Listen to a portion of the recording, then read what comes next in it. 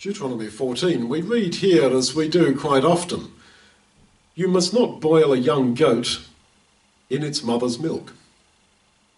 And this is studied throughout the law. You think, why this continual emphasis? Don't boil a kid, that is a baby goat, in its mother's milk.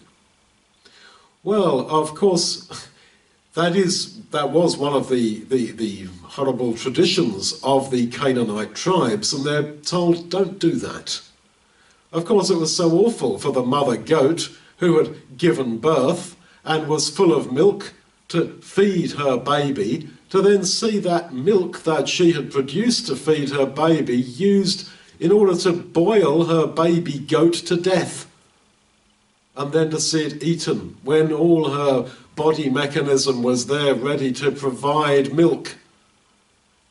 And I think the idea is, be sensitive to animals. It's rather like what they're told when they go and attack a city and they want to build a sort of a palisade and a barricade against it. Don't cut down all the trees. Be sensitive to trees. This is an example of where the law of Moses sought to inculcate in people a culture of kindness, a culture of sensitivity to the feelings of others, quote, even goats. Think of how the mother goat feels as it's made to watch you boiling its little baby goat in its own milk that was designed by God to feed that little animal. Don't do that. It's studied throughout the law, I think, in order to try to inculcate this culture of sensitivity. You begin with sensitivity to animals, and you go on, of course, to people, to persons.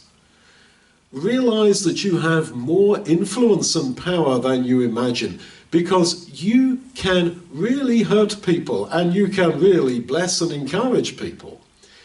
Be sensitive to your impact upon other people, and do not thoughtlessly go through life thinking, oh, well, everybody else around here boils goats in their mother's milk, well, I shall do the same. Think, stop.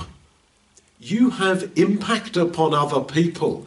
Be sensitive to your impact upon other people, and do not say, well, I am absolutely obscure and meaningless, I have no impact on people. Yes, you do. We all do. And be sensitive to that. That's the culture of the believing life.